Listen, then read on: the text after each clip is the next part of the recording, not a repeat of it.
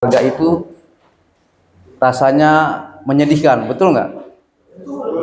Betul kan? Saya ada istri dan anak di kampung, saudara.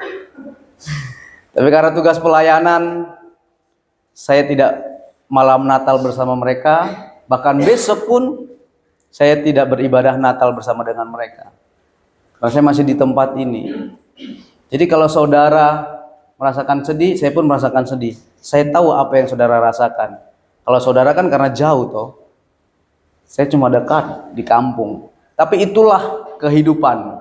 Ya kan? Itulah kehidupan, kita tidak tahu bagaimana kehidupan kita, tapi kalau kita ada sampai hari ini, ya sekalipun ada rasa kurang dalam diri kita karena ketidakhadiran orang-orang yang kita cintai, baik itu istri, suami, anak, orang tua. Tapi jangan pernah itu menjadi alasan bagi kita tidak merasakan damai Natal, sukacita Natal, karena Yesus lahir itu untuk menyelamatkan setiap kehidupan kita. Tema Natal di tahun ini adalah Allah hadir untuk menyelamatkan keluarga. Mari kita buka Alkitab kita. Matius pasal pertama ayat 21. Bapak Ibu Saudara bisa perhatikan di Alkitab ataupun gadget masing-masing. Saya akan bacakan kebenaran firman Tuhan ini. Matius pasal pertama ayat 21, demikian kebenaran firman Tuhan. Ia akan melahirkan anak laki-laki dan engkau akan menamakan dia Yesus, karena dialah yang akan menyelamatkan umatnya dari dosa mereka. Katakan amin. Kelahiran Sang Juru Selamat ke muka bumi ini tujuannya itu untuk menyelamatkan setiap kehidupan kita, orang-orang percaya. Nah, Bapak Ibu Saudara yang berkati oleh Tuhan, keluarga itu bukan hasil dari kebudayaan atau tradisi manusia, tetapi keluarga merupakan ciptaan dan rancangan Allah itu sendiri. Kalau saudara bisa perhatikan di dalam Kejadian, di mana Tuhan menciptakan pria dan wanita, bahkan firman-Nya dalam Kejadian pertama ayat 26, kita harus beranak cucu, penuhi bumi. Itu merupakan sebuah keluarga. Dan Tuhan mengendaki agar keluarga itu menjadi tempat di mana kasih Tuhan itu dinyatakan. Bukan hanya dinyatakan, tapi kasih Tuhan itu dihidupi setiap hari. Makanya kalau kita berkeluarga itu harus ada namanya saling mengasihi satu sama lain. Perbedaan pendapat dalam sebuah keluarga itu biasa. Tapi jangan jadikan perbedaan pendapat itu menjadi sebuah apa? Sebuah awal dari perpisahan. Nah, keluarga Kristen itu memiliki peran penting dalam mewariskan iman dari generasi ke generasi. Bangsa Israel, khususnya orang-orang tua, itu Tuhan perintahkan kepada mereka untuk menceritakan tentang kasih Tuhan, itu untuk menceritakan bagaimana kebaikan Tuhan kepada anak-anak mereka dimanapun mereka berada. Ketika mereka berjalan, orang-orang tua harus menceritakan Tuhan. Ketika makan di tempat tidur, kenapa mereka harus menceritakan tentang kasih Tuhan, tentang kebaikan Tuhan? Karena itu iman mereka, Tuhan. Iman mereka kepada Tuhan. Nah, kita sebagai orang-orang tua, harta yang kita wariskan itu akan habis. Uang yang kita wariskan itu akan habis. Tapi ketika kita mewariskan iman bagi kehidupan anak-anak kita, dimanapun anak-anak kita nanti berada, dia akan tetap teguh. Kalau saya bisa berdiri teguh saat ini, itu karena warisan iman dari papa saya, dari mama saya. Karena kami diajar, dulu ketika saya masih kecil, masih sekolah minggu, itu sangat-sangat ditekan sekali untuk namanya ke sekolah minggu. Nah, zaman saya dulu sekolah minggu itu tantangan berat, saudara. Kenapa? Karena zaman itu dari mulai jam 6 ya sampai jam 9 itu filmnya bagus-bagus, kartunnya bagus-bagus. Itu tantangan berat sekali. Mau milih nonton kartun yang menjadi kesukaan kita atau apa? Atau kita beribadah. Apalagi kalau sudah masuk ke Dragon Ball. Saudara, kalau seumpamanya kita tidak nonton 1 minggu ini, kita akan melewati, kita tidak akan tahu ceritanya. Tantangannya berat. Tapi orang tua kami itu memaksa dalam tanda kutip untuk kami tetap bisa beribadah dengan cara apapun. Sekalipun kami kadang alasan sakit, tetap saja diantar. Itu yang harus kita wariskan, iman kita. Saudara, kalau kita wariskan harta kepada anak kita, itu kan habis, uang akan habis. Tapi iman itu yang membuat mereka tetap teguh. Nah, kehadiran Tuhan menyelamatkan keluarga itu sudah terjadi dari awal penciptaan. Ingat keluarga yang pertama, Adam dan Hawa. Ketika Adam dan Hawa jatuh dalam dosa, inisiatif Allah menyelamatkan kehidupan mereka dengan apa? Dengan mengorbankan binatang untuk menutupi ketelanjangan Adam dan Hawa. Adam dan Hawa diselamatkan dari ketelanjangan mereka. Berikut, ketika air bah, keluarga Nuh mendapatkan anugerah, diselamatkan oleh Tuhan. Dari begitu banyak umat manusia yang ada pada waktu itu, keluarga Nuh itu mendapatkan anugerah, diselamatkan. Nuh, istrinya, 3 anaknya, 3 anak mantu diselamatkan. Kehadiran Allah menyelamatkan keluarga. Yang berikut, keluarga dari apa? Keluarga dari Yakub. Ketika pada waktu itu di Israel terjadi kelaparan, hanya ada makanan di Mesir. Dan pada waktu itu tidak ada makanan di mana-mana, hanya ada makanan di Mesir. Tapi lewat orang yang tidak dianggap, orang yang dibuang, orang yang dijual, Yakub beserta anak-anaknya selamat daripada kelaparan. Berikut, satu bangsa, yaitu bangsa Israel. Selama kurang lebih 430 tahun, mereka diperbudak oleh bangsa Mesir. Mereka berteriak kepada Tuhan, mereka minta pertolongan oleh Tuhan. Oleh karena anugerah Tuhan, bangsa Israel, umat pilihan Allah, diselamatkan oleh Tuhan. Keluar dari masa apa? Masa perbudakan di Mesir. Dan yang terakhir, dunia, keluarga yang ada di dunia.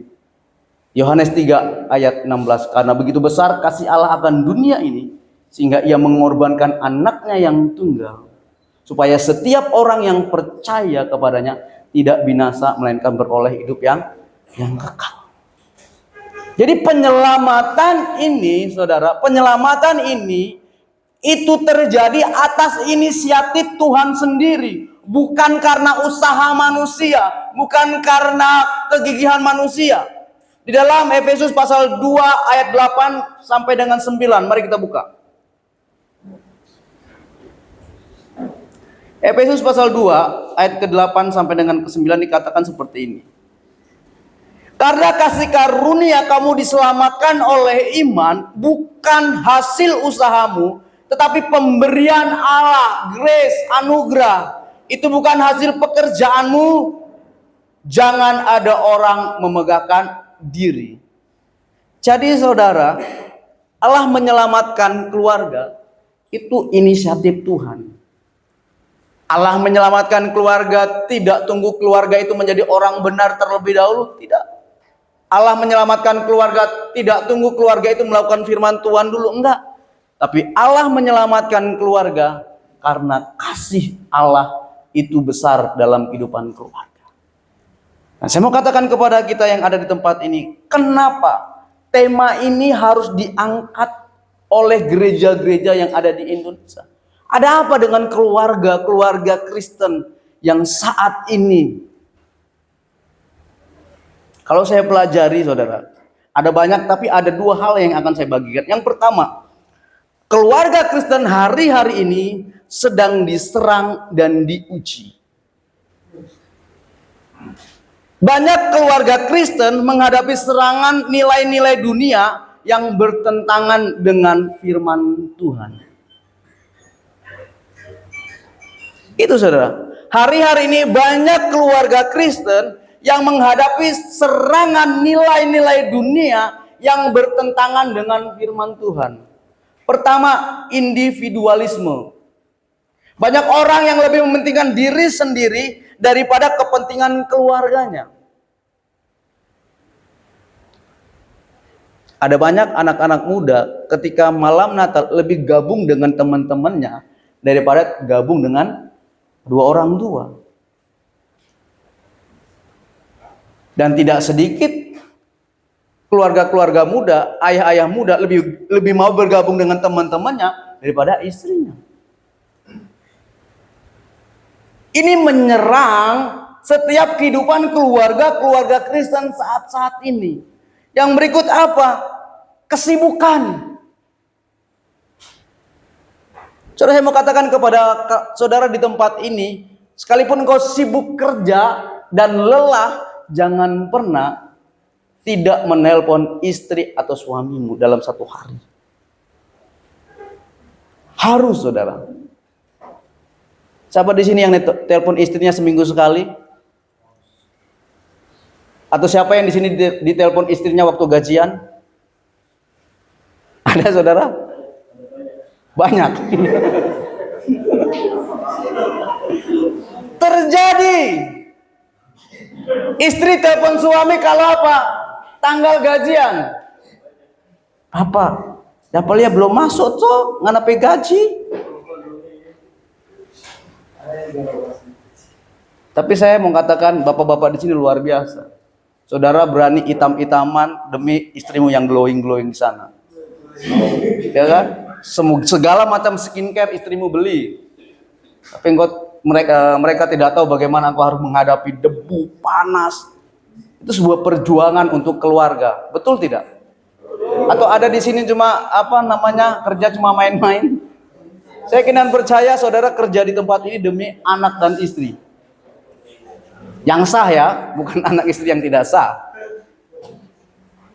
Berikut teknologi. Nah, saudara, teknologi ini membuat yang jauh menjadi dekat, yang dekat menjadi jauh, betul tidak?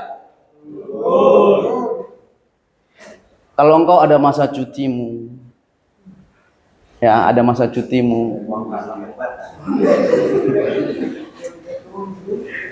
usahakan handphone itu kasih tinggal.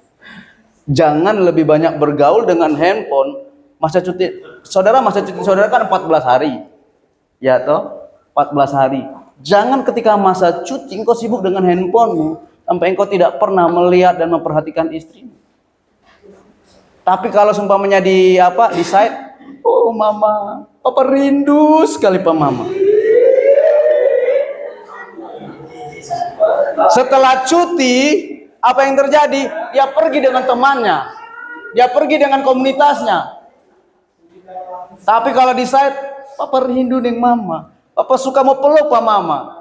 Giliran cuti, bukan mama yang dipeluk, bantal guling. Saudara, teknologi kalau kita tidak manfaatkan dengan baik, itu akan membuat kita jauh dari keluarga kita.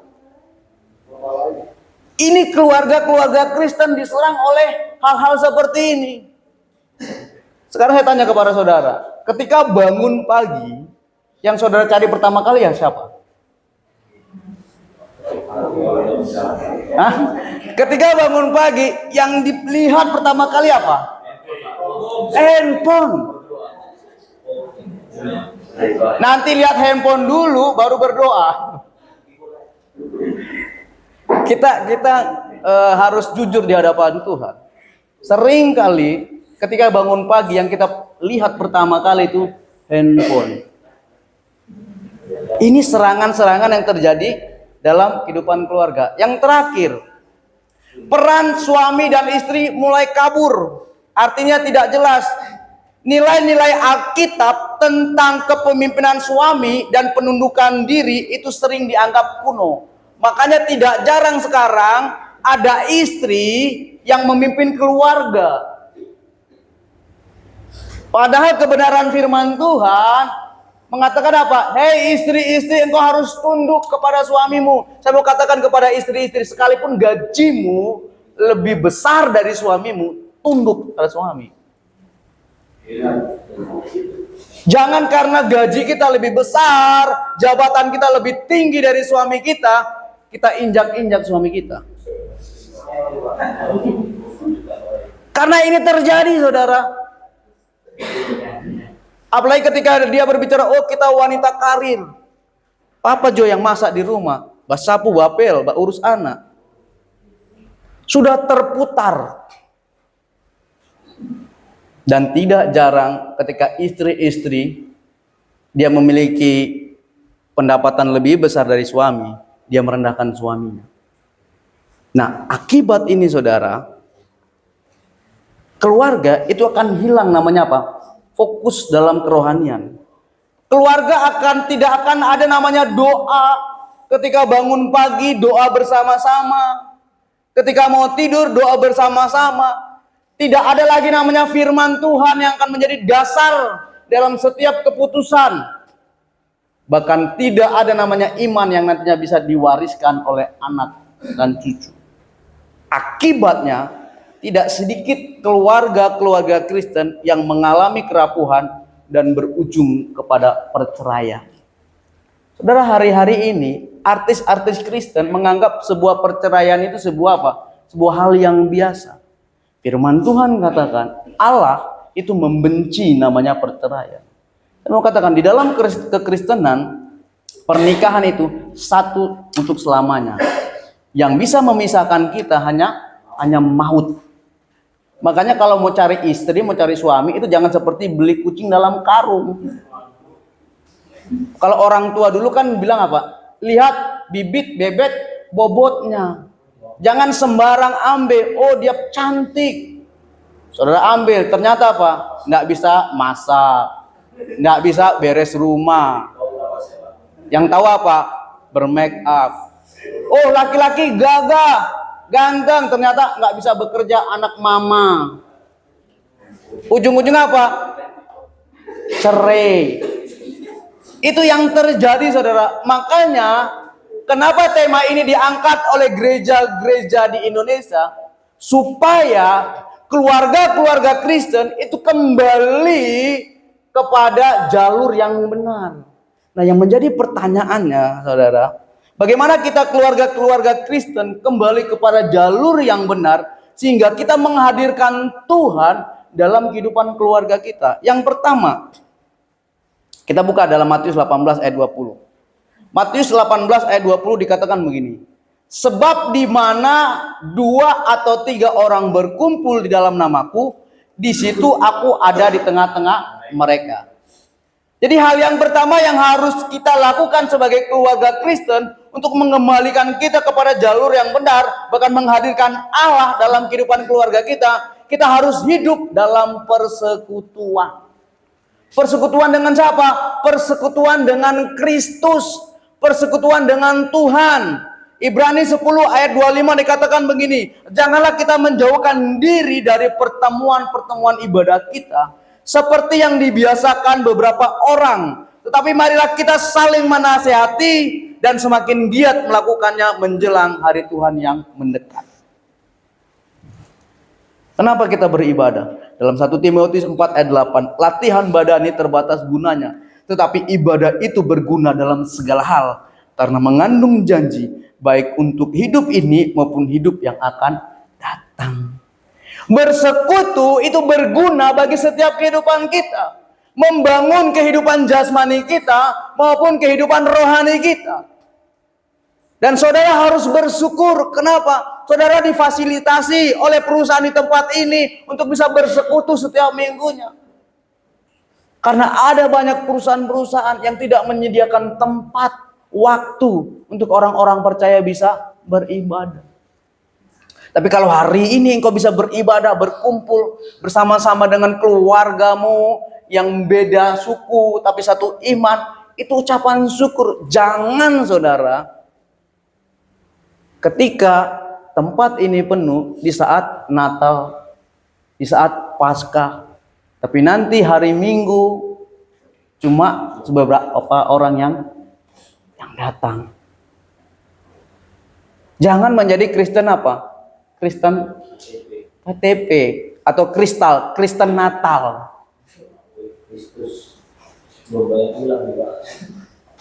Itu bukan domba yang hilang, saudara, tapi kambing yang hilang. Kalau domba dia tahu gembalanya.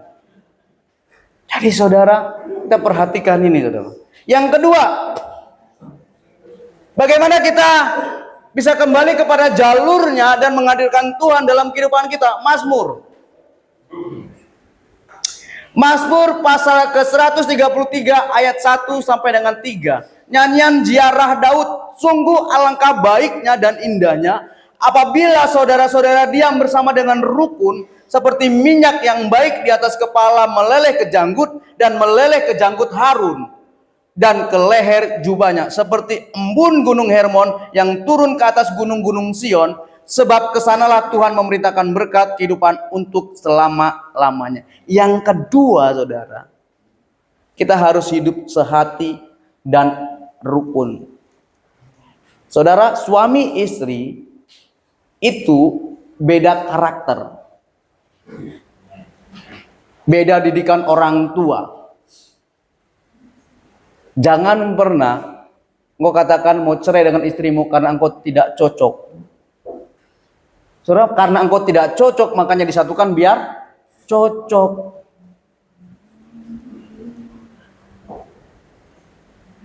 Makanya dalam sebuah keluarga itu harus apa? Saling memahami satu sama lain, belajar merendahkan hati, saudara. Mau katakan sebagai suami-suami, jangan selalu berpikir suami adalah pemimpin, makanya engkau tidak boleh dibantah.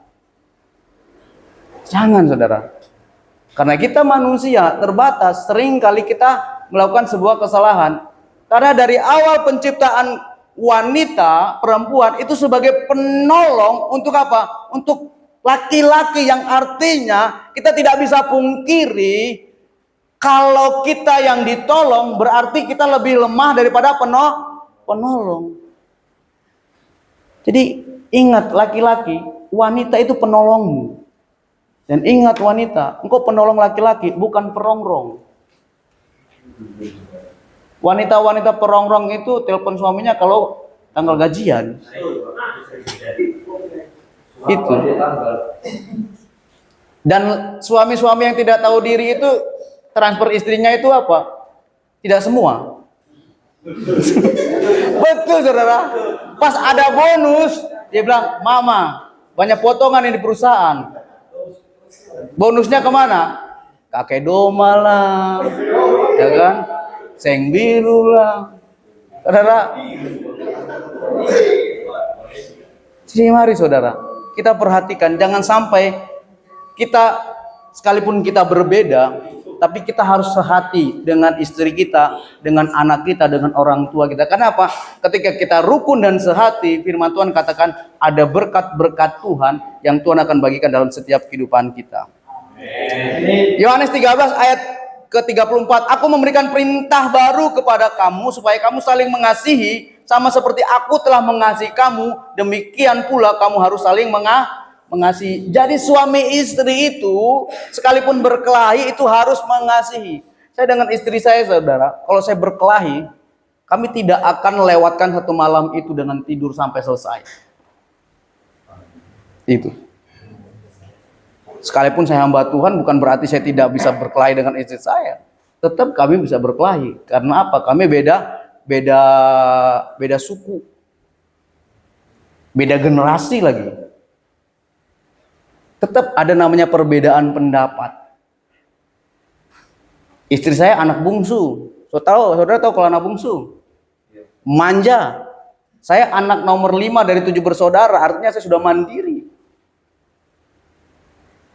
Dan itu disatukan, itu akan clash saudara. Karena kita biasanya kita menghadapi segala sesuatu itu memang dengan berani. Nah, ketika diperhadapkan dengan anak mama, anak papa, anak bungsu yang apa-apa sudah disediakan, itu akan menjadi bentrok juga saudara. Tapi saya tidak akan pernah biarkan masalah itu sampai berlarut-larut sampai besok. Malam itu harus selesai. Sekalipun harus jam 3 pagi. Tapi pastikan itu selesai. Jadi ketika bangun pagi itu sudah nggak ada masalah lagi. Nah itu harus kita kerjakan saudara. Kenapa? Tuhan butuh kesehatian dalam setiap kehidupan kita. Nah, Bapak Ibu Saudara yang berkati oleh Tuhan, saya mau ingatkan kepada kita semua yang ada di tempat ini, saudara di tempat ini pun adalah sebuah keluarga. Memang kita tidak satu orang tua, tapi kita keluarga di dalam Tuhan. Efesus 2 ayat 19 dikatakan begini.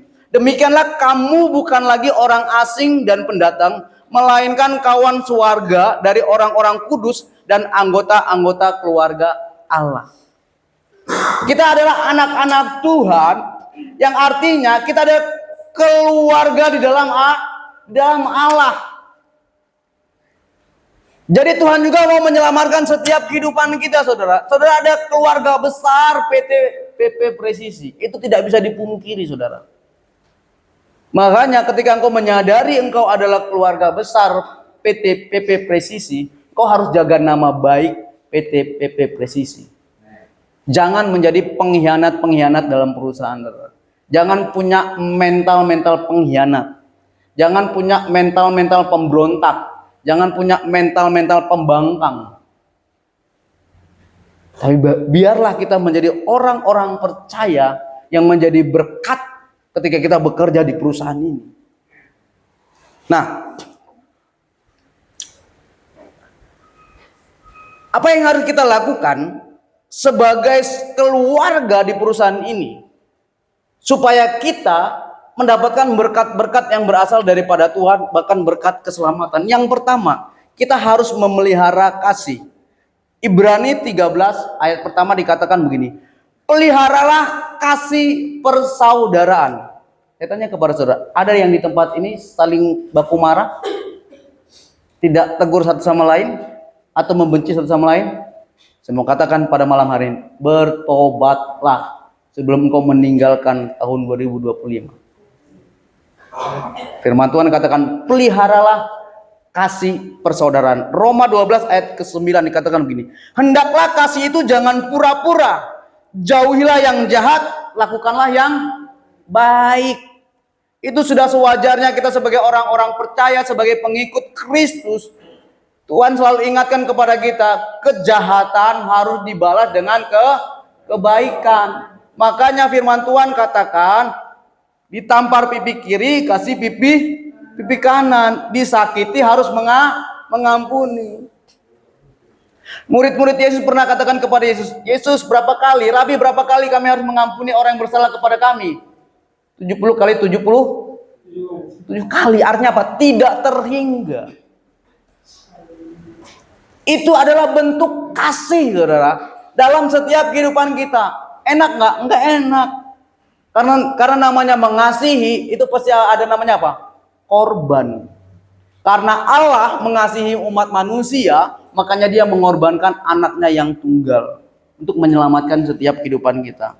Yang kedua, apa yang harus kita lakukan sebagai keluarga di dalam Tuhan di tempat ini? Saling menghormati satu sama lain. Roma 12 ayat 20. Ayat 10 dikatakan nih, Roma 12 ayat 10. Hendaklah kamu saling mengasihi sebagai saudara dan saling mendahului dalam memberi hormat. Yang tua itu menghormati yang muda. Begitu juga yang muda menghormati yang tua. Saling memberi hormat.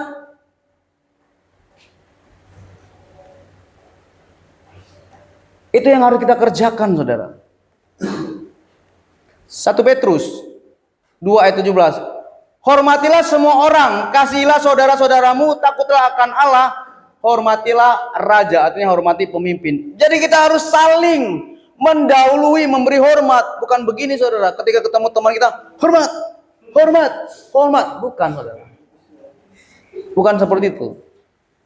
Tapi kita tahu siapa diri kita, siapa orang yang kita ajak ngobrol, teman kita. Karena saya mau katakan, ketika kita menghormati orang lain, itu tidak membuat nilai kita rendah. Ketika kita menghormati orang lain, itu tidak mengurangi nilai kita. Tapi ketika kita menghormati orang lain, membuat nilai kita makin bertambah di dalam Tuhan. Yang terakhir, apa yang harus kita kerjakan sebagai keluarga di dalam Tuhan? Yaitu saling membantu. Efesus 4 ayat 2 dikatakan begini. Hendaklah kamu selalu rendah hati, lemah lembut dan sabar. Tunjukkanlah kasihmu dalam saling membantu. Sebagai keluarga di dalam Tuhan, kita harus saling membantu satu sama lain. Karena ada nanti waktunya saudara akan diperhadapkan dengan teman saudara yang butuh bantuan. Dan saya mau katakan kepada saudara, jangan selalu ketika teman saudara cerita dengan saudara minta bantuan, contoh kita ada teman saudara butuh uang, jangan saudara katakan berdoa apa Tuhan Yesus tolong.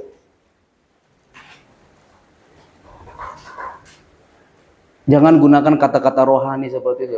Kalau saudara ada uang, ya saudara bantu. Sering kali kan kita begitu. Ketika ada orang kesusahan, mari orang berdoa sama-sama.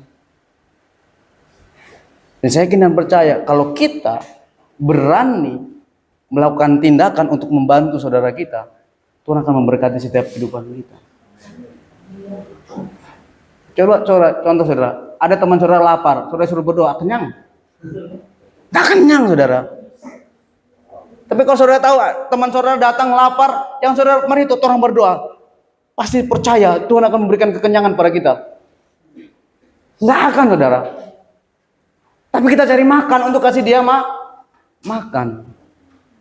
Galatia 6 ayat 2. Bertolong-tolonglah menanggung beban, demikian kamu memenuhi hukum Kristus. Jadi kita harus bertolong-tolong. Kita harus saling menolong satu sama lain. Roma 15 ayat pertama. Kita yang kuat wajib menanggung yang lemah. Orang yang tidak kuat, dan jangan kita mencari kesenangan kita sendiri. Jadi kalau engkau kuat, engkau tanggung yang lemah. Jangan sudah tahu teman kita lemah, malah apa? Kita lemahkan. Tapi sebagai orang-orang percaya kita kuat, ada teman kita yang lemah, kita bantu dia. Supaya apa? Supaya dia juga bisa apa? Bisa kuat. Ibrani 13 ayat 16. Dan janganlah kamu lupa berbuat baik dan memberi bantuan, sebab korban-korban yang demikian yang berkenan kepada Allah. Jadi perbuatan saling menolong, membantu sesama itu berkenan di hadapan Tuhan. Amin. Mau saling tolong menolong? Hidup lo, hidup gue. Jangan saudara. Apalagi lo dan gue Sebagai orang-orang percaya, kita diciptakan Tuhan itu menjadi terang. Yang artinya kita harus menjadi berkat bagi banyak orang. Percaya saudara, ketika hari ini kita menolong orang, mungkin kita tidak menuai, percayalah, anak cucu kita akan menuai. Karena janji Tuhan itu tidak pernah berubah. Jadi mari, kehadiran Yesus itu untuk menyelamatkan keluarga. Bukan hanya keluarga dalam rumah tangga, tetapi keluarga dalam sebuah komunitas. Dan saudara ada keluarga dalam sebuah komunitas, saudara keluarga dalam sebuah perusahaan. Dan sudah sepatutnya saudara harus memelihara kasih saudara, saling menghormati dan saling tolong menolong. Tundukkan kepalamu. Aku mengasihi Engkau Yesus. Terima kasih Tuhan.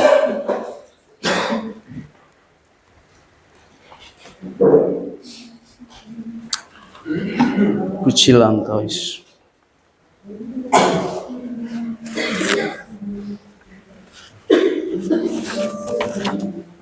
Mari saya undang kita semua bangkit berdiri. Kita nyanyikan